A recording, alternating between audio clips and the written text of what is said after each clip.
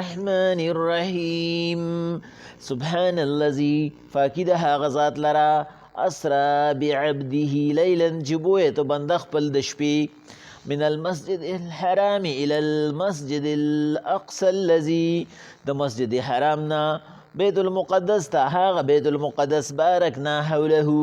چې برکت اچول دی منګه پچا پیر چل داغي کی لنوریه من آیاتنا چې اخیوت منګه قدرتونه خپل انه هو السمیع البصیر بشک الله اوریدون کې دی اولیدون کې دی واتینا موسی الکتاب ورکړو موږ موسی علیہ السلام ته هم کتاب چې تورات وجعلناه هدى لبني اسرائیل او ګرځول مو هغه هدایت کوونکي بني اسرائیل ته الله تتخذوا من دوني وکیلا چې نه به جوړوي ما سوا د الله نه ذمہوار ذریه من حملنا مع نوح ای اولاد د هغه چا چې سوار شوي د نوح علیه السلام سره انه کان عبدا شکورا بشک دا نوح علیه السلام هم د الله بنده او ډیر شکر گزاره منګه د سوره نحل نفس سوره بنی اسرائیل چې سوره اسرا وته ویل شي شروع کو په دې صورت کې چې دا د نزول په لحاظ سره ترتیبی نزولی په لحاظ سره 50 نمبر دی 50 نمبر دی او د ترتیب عثمانی په لحاظ سره 18 نمبر دی ټول پکې 1523 کلمات دي او 6400 حروف دي پکې پدې کې یو اهم واقعا طرف ته اشاره ده چې هغه د پیغمبر علیه السلام اسمان ته ختلو او د الله سره ملاقات کولو یو څو ضمنی خبرې به پکې وکړو چې هغه ډېرې زیاتې اهمې دي لاول نه به دا خبره وکړو چې دا معراج دا جسمانی و که روحاني و دویمه خبره پکې دا وکړو چې دا د کم ځای نه و درېیمه خبره پکې دا وکړو چې دا کله و څلورمه خبره پکې دا وکړو چې د پیغمبر صلی الله علیه وسلم دا په کم دور کې کړو د هجرت نه مخکې و که وروستو او پنځمه خبره پکې دا وکړو چې د دې مقصد څه لومبنۍ دا خبره چې آیا دا معراج ورته ولې وایي معراج ویلی شي پوڼو ته یا اندرپایې ته سیړې ته ویلی شي او دا الله پاک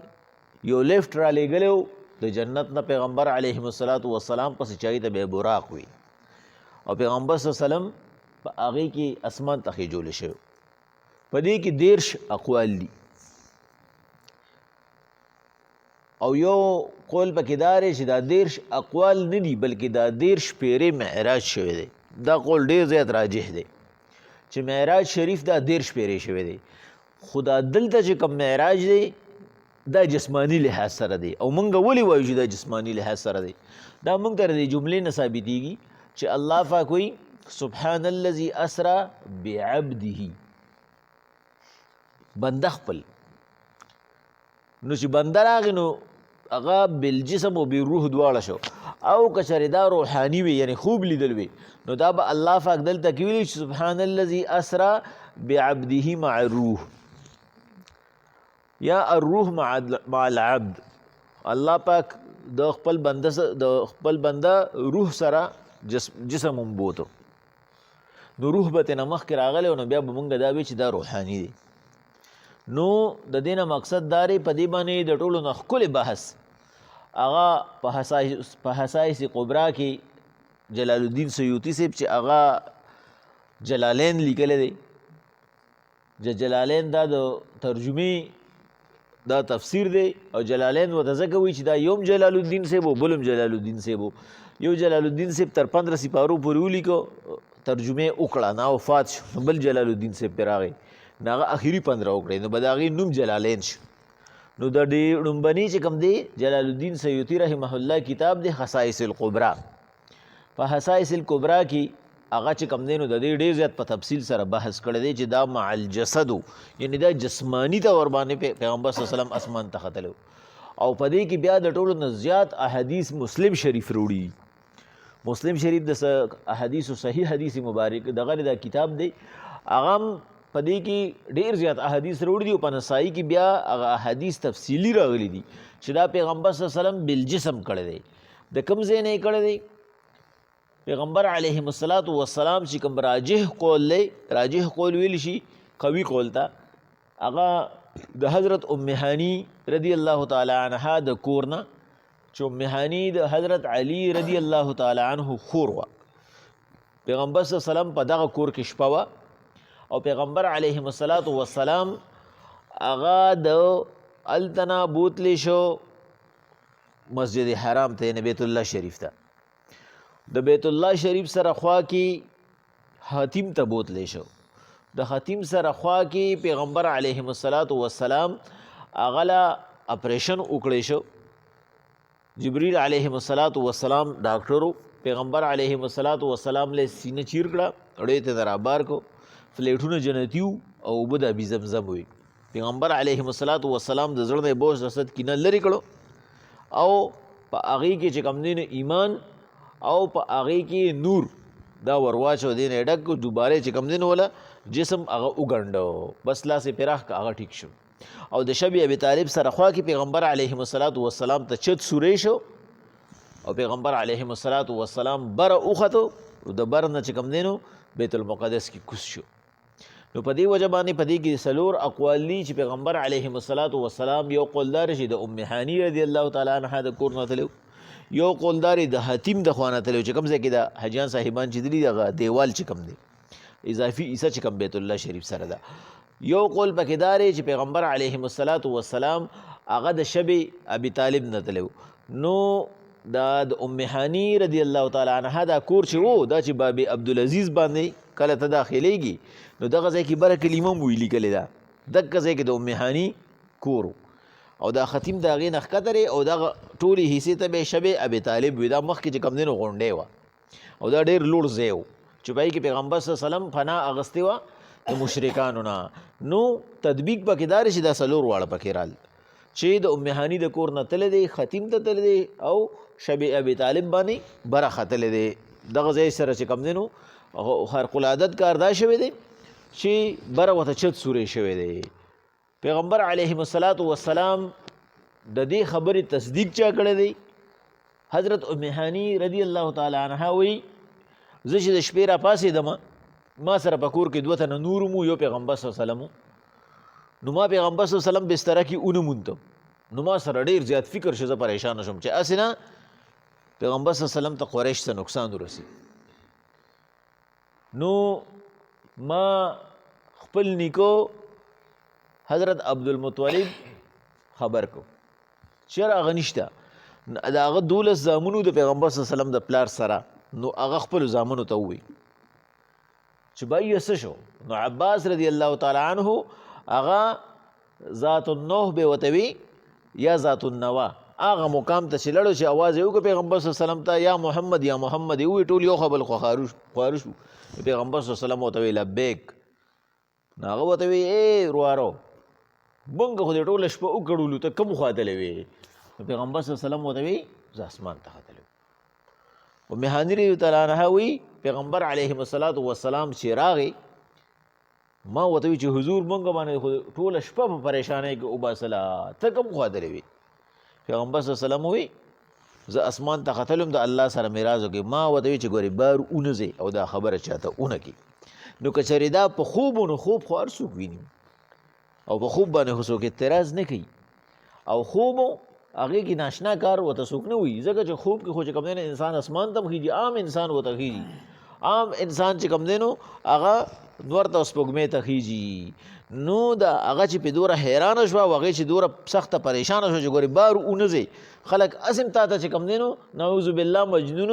او شاعر او کاذب وي، دروغجن درته وي، که دا خبره دې وکړه دا ګورې د چا ذهن نه لي نو تا ته به ډېر زیات تکلیف میلو شي. نو دا د رښتیا خبره وه. نو هغه وی پیغمبر علیه السلام د دې شپې د ودرېدو 3 نښې وي. پیغمبر علیه السلام چې کله وته نو چې بندر دروازې نه وځي نو زنځیر اوړه کي، نو هغه زنځیر له هغه شان تېړه کېده چې واپس راغی. الله پاک کائنات بالکل په ځای باندې ودرولي. چې پیغمبر علیه السلام هغه براق کله بیت المقدس ته ته نو یو څانګې سره پیغمبر صلی الله علیه وسلم ولګېدو. نو چې واپس راغی هغه څانګه له هغه شان ډډه کېده. بل د پیغمبر صلی الله علیه وسلم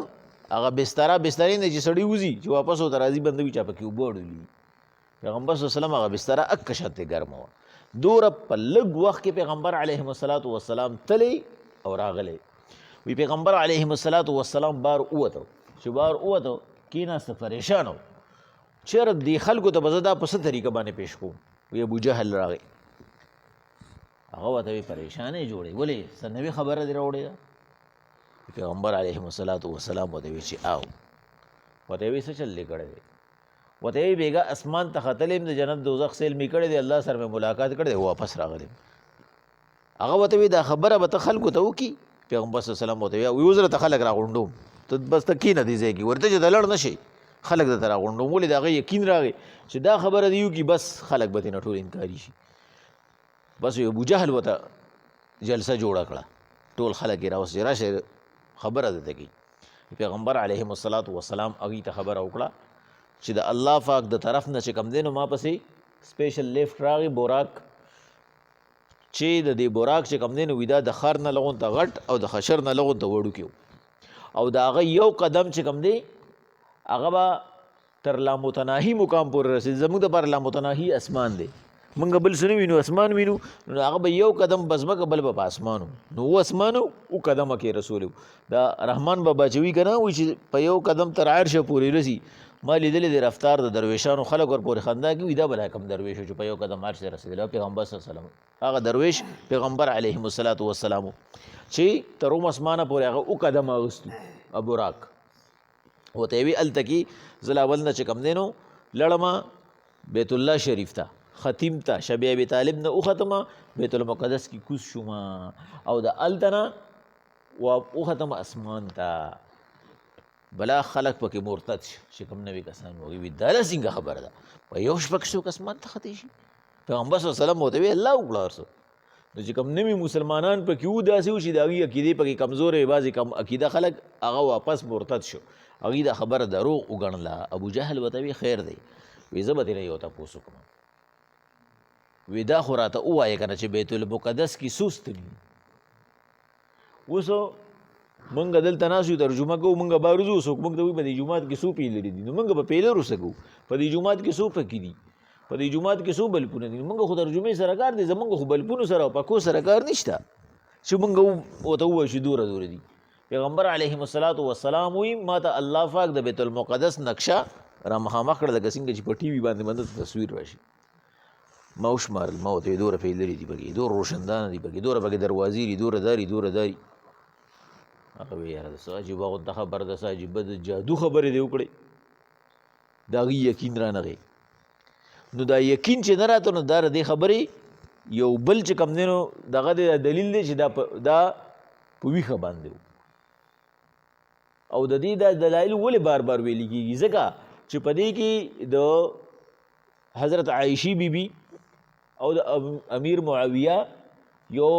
قول دی چې هغه راجح نه دی. هغوی وایي دا په خوب کې دا معراج چې دی دا په خوب کې شوی دی. لیکن راجح قول چې کوم مفسرینو روچت کړی دی هغه چې کوم دی نو چې کله حضرت ابوبکر رضی الله تعالی عنه د پیغمبر علیهم الصلاة والسلام دوست چې ورته ویلی شي هغه پیغمبر صلی الله علیه وسلم ته وایي حضور بیګا ما ته کتې او ته ما ونه مونتې. ابوجهل ورته راغی وایي زه به درته ووایم چې دی کوم ځای وی دی بیګا اسمان ته ختلی و او ورته وی چې زما دوست وی صحیح وی ختلی دی. بس هغه ته چې کوم دی نو د صدیق خطاب میلاو شو. وایي رښتونه دی په هر څه باندې د پیغمبر صلی الله علیه وسلم تصدیق کوي. پیغمبر علیهم الصلاة والسلام دغه یو کم 13 پیری په خوب کې چې کوم دی نو تللی دی معراج ته او دا دلته چې کوم معراج دی په دې کې پیغمبر علیهم الصلاة والسلام بالجسد تللی دی او د دې تصدیق یو فادری کوي. هغه فادری چې کوم دی هغه دا خبره کوي چې دغه شپه چې پیغمبر علیهم الصلاة والسلام یادوي زه به بیت المقدس کې وم. زما دا کار و چې ما به اخري زه هغه وخت کې د دې خدمتګار وم فادري نه وم نو به اخري ور را بندو. زه به اخري چې کوم دی نو په شیخانو کې اخري شیخ وم بس چې خلک به لړو نو بس ما به بیا اخري ور را بند کو طالبه مې کو رو به وتم دی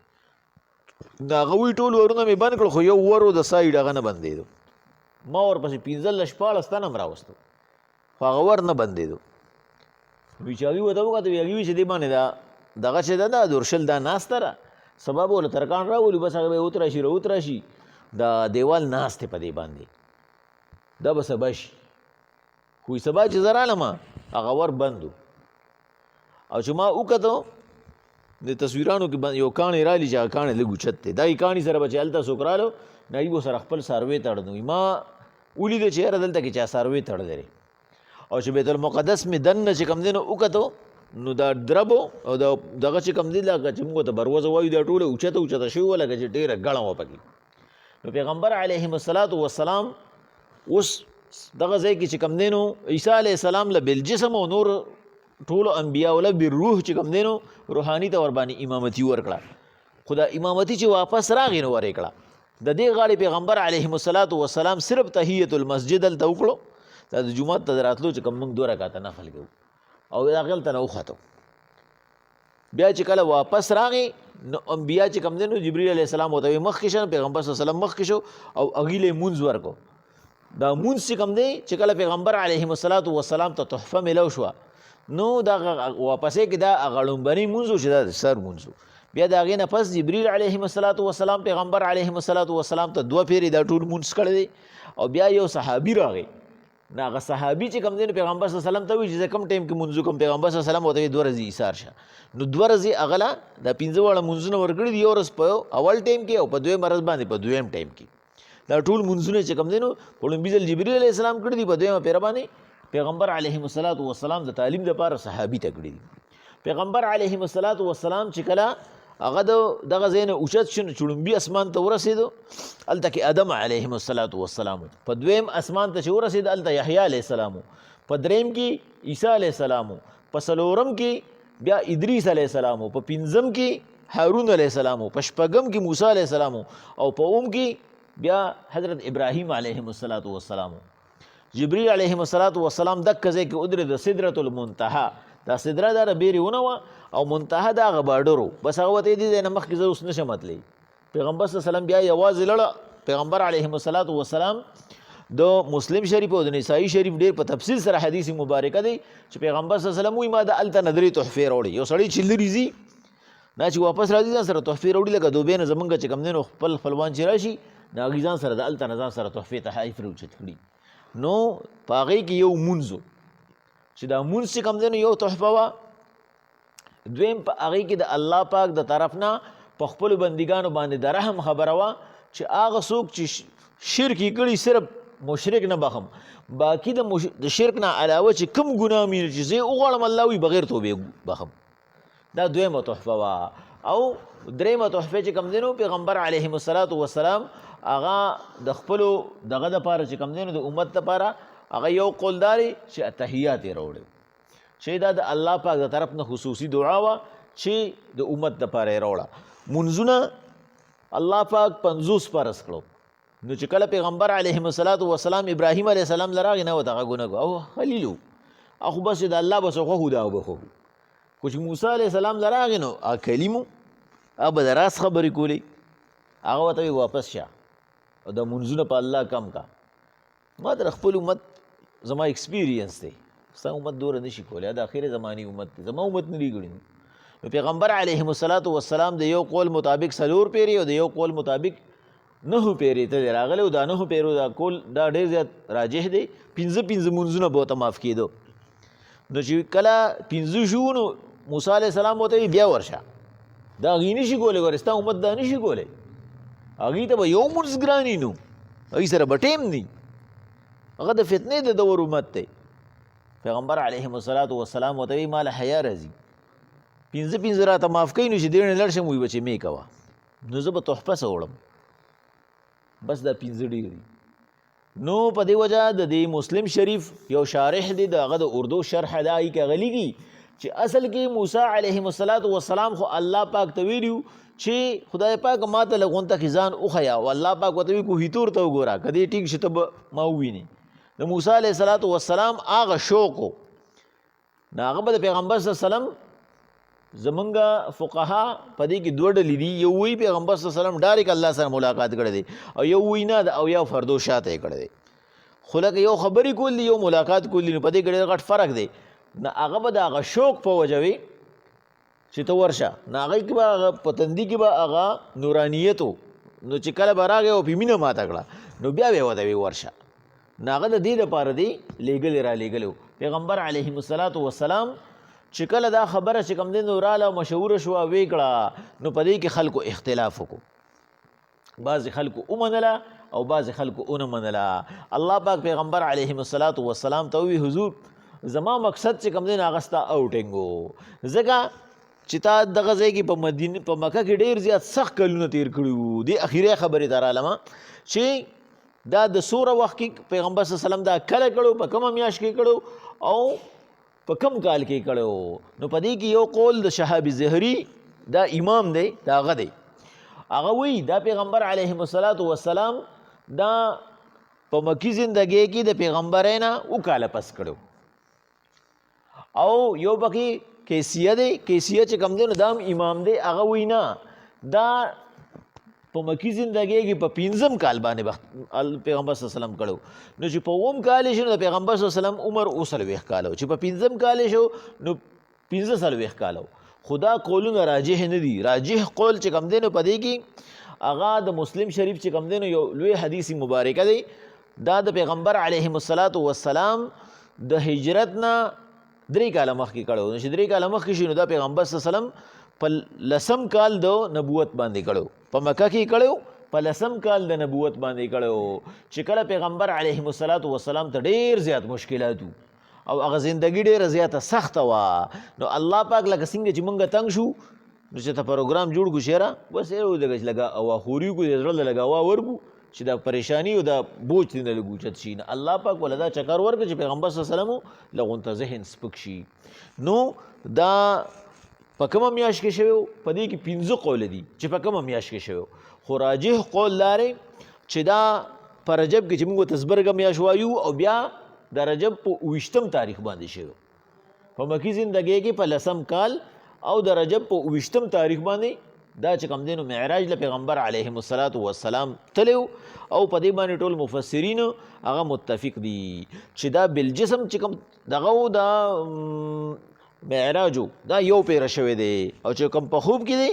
د هغې نه پس پیغمبر علیهم الصلاة والسلام یو کم 10 پیرې چې کوم دی نو هغه په خوب کې هغه د معراج شریف ټول چې کوم دی نو هغه ځایونه بیا لیدلي دي. نو انشاءالله وخت په وخت باندې چې نور پکې کم کارونه کېدو هغه به پکې وایو. خو نن چې پکې کم زمونږ مقصدي خبره وه هغه دا وه چې بالجسم دی. دویمه چې کوم دی نو هغه دا وه چې په مکي زندګۍ کې په د نبوت په 10م کال دی او د رجب په میاشت کې دی، او تصدیق چې کوم دی نو حضرت ابوبکر صدیق کړو او تلی د ام هانی د کور نو، او ختیم کې چې کوم دی نو اپریشن شوی او د شب ابي طالب نه ختلی په بیت المقدس ته تلی. بیت المقدس کې چې کوم دی نو لاول نه تحیت المسجد کړي چې واپس راغلی نو امامتي یې ورکړې وه. او الله پاک ورته دا ووایي چې منځونه هغه ستا دپاره 5 دي، خو زما قول بدلیږي نه، په اسمان کې به دا 50 وي، تاسو به 5 منځونه کوئ او ثواب به د 50 ته ملاویږي. په دې وجه الله وایي د هرې دغه نیکۍ بدله زه به تاسو له یو پلس درکوم. بسم الله الرحمن الرحیم. سبحان الذي پاکی د هغه ذات لرا اسرا بعبده چې د شپې بوتو بنده خپل من المسجد الحرام الى المسجد الاقصى د بیت الله نه بیت المقدس ته الذي بارکنا حوله چې مونږ یې چاپېرچل برکتنا کړی دی لنریه من آیاتنا چې مونږ د خپل قدرتونه وښیو انه هو السمیع البصیر بېشکه الله اورېدونکی ولیدونکی دی. واتینا موسی الکتاب ورکړو مونږ موسی علیه السلام ته هم کتاب وجعلناه هدى لبني اسرائیل وغم لګلو هدایت کوونکي بني اسرائیل ته الله تتخذوا من دوني وکیلا چې د الله نه ما سوا به څوک ذمہوار نه ګڼئ.